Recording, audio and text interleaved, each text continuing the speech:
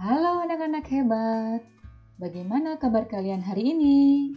Berjumpa kembali dengan Ibu Guru Ana. Semoga anak-anak tetap dalam keadaan sehat dan semangat belajar ya.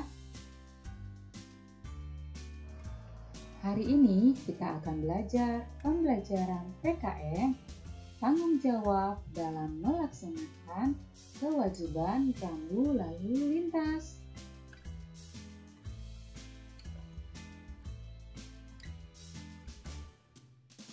Lampu lalu lintas adalah lampu yang mengendalikan arus lalu lintas yang terpasang di persimpangan jalan, tempat penyeberangan pejalan kaki, dan tempat arus lalu lintas lainnya. Lampu ini yang menandakan kapan kendaraan harus berjalan dan berhenti secara bergantian dari berbagai arah. Lampu lalu lintas memiliki 3 warna, yaitu merah, kuning, dan hijau. Masing-masing warna memiliki arti yang berbeda-beda. Lampu merah artinya berhenti. Lampu kuning artinya bersiap-siap. Dan lampu hijau artinya berjalan. Siapakah penemu lampu lalu lintas? Penemu lampu lalu lintas ialah Garrett Augustus Morgan, seorang warga asal Amerika berkulit hitam yang memiliki kepedulian keselamatan orang lain. Beliau menciptakan lampu lalu lintas ini disebabkan karena telah melihat kecelakaan tabrakan antara kereta kuda dan mobil. Ia tidak mau hal serupa terjadi lagi. Maka ia menciptakan lampu lalu lintas agar kendaraan bisa tertib dalam menggunakan jalan. Hingga sampai saat ini, lalu lintas sangat bermanfaat bagi pengguna jalan di seluruh dunia. Setiap warga negara mempunyai kewajiban untuk mematuhi rambu-rambu lalu lintas agar hak orang lain untuk mendapatkan kenyamanan dan keamanan terjamin. Sebagai warga negara yang baik, untuk melaksanakan kewajiban di jalan raya adalah: pertama, wajib membawa surat-surat mengemudi saat berkendara.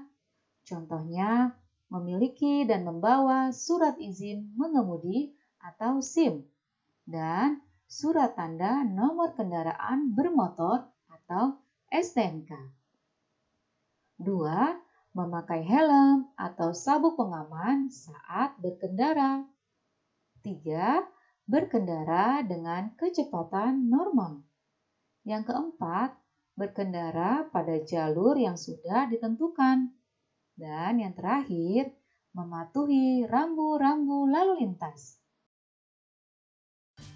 Tidak melaksanakan kewajiban antara lain tidak membawa surat-surat saat berkendara, tidak memakai helm atau sabuk pengaman, berkendara melawan arah, berkendara dengan kecepatan tinggi, dan tidak mematuhi rambu-rambu lalu lintas.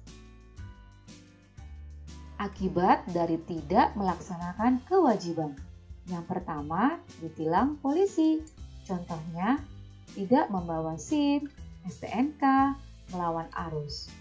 Hal ini dilakukan agar setiap pengguna jalan raya dapat mematuhi peraturan lalu lintas supaya terhindar dari kecelakaan, dan ini adalah resiko yang harus diterima pengguna jalan jika tidak mematuhi rambu-rambu lalu lintas.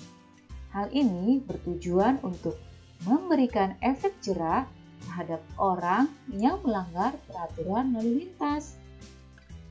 Kedua, membahayakan orang lain. Contohnya, saat berkendara aktif, menggunakan handphone ini adalah penyebab utama yang dapat membahayakan orang lain saat mengemudi akan kehilangan konsentrasi. 3. Mengakibatkan kecelakaan. Dalam berkendara, Sebaiknya perhatikanlah jalanan di sekitar kita dengan cara mengatur kecepatan kendaraan agar terhindar dari kecelakaan. Keempat, mengakibatkan luka dan korban jiwa.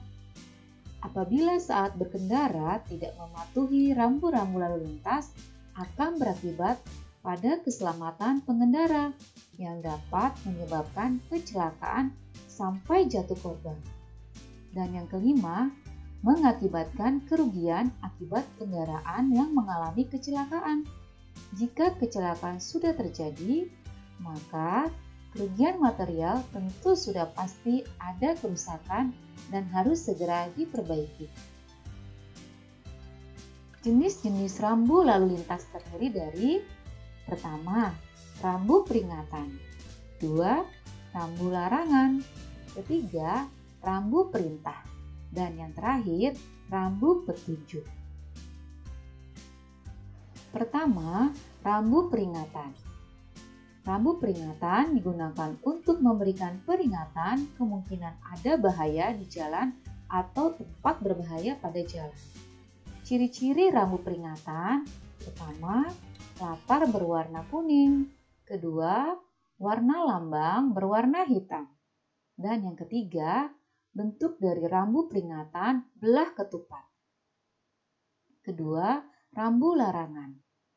Rambu larangan ialah rambu-rambu yang melarang pengguna jalan melakukan sesuatu. Ciri-ciri rambu larangan adalah latar berwarna putih. Dan yang kedua, lambang berwarna merah dan hitam. 3. Rambu perintah. Menjadi salah satu yang harus dipatuhi oleh pengguna jalan. Ciri-ciri rambu perintah: pertama, latar berwarna biru. Kedua, bentuk lingkaran. Dan yang ketiga, bagian lambang berwarna putih. Keempat, rambu petunjuk. Memiliki tujuan memberikan petunjuk jalan untuk pengguna jalan. Rambu petunjuk terbagi menjadi dua, yaitu petunjuk arah dan petunjuk tempat. Anak-anak, perhatikanlah rambu-rambu lalu lintas berikut ini. Yang pertama, rambu stop. Dilarang untuk terus berjalan di suatu jalur. Kedua, rambu segitiga terbalik. Artinya, dilarang berjalan terus jika mengakibatkan rintangan, hambatan, gangguan bagi lalu lintas dari arah lain yang wajib didahulukan. Yang ketiga, rambu persilangan kereta api. Artinya, dilarang berjalan terus pada persilangan-persilangan sebidang lintasan kereta api jalur ganda. Wajib berhenti sesaat untuk mendapatkan kepastian aman. Yang keempat, rambu motor dilarang masuk. Artinya, dilarang masuk bagi kendaraan bermotor. Kelima, rambu petunjuk arah. Artinya, rambu pendahulu petunjuk jurusan yang menyatakan arah untuk mencapai suatu tempat keluar dari jalan tol. Dan yang terakhir, rambu rumah sakit. Artinya, menunjukkan bahwa adanya rumah sakit.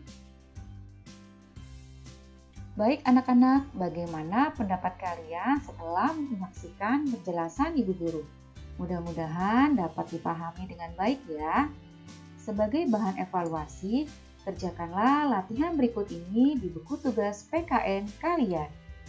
Kerjakan dengan tulisan yang rapih ya.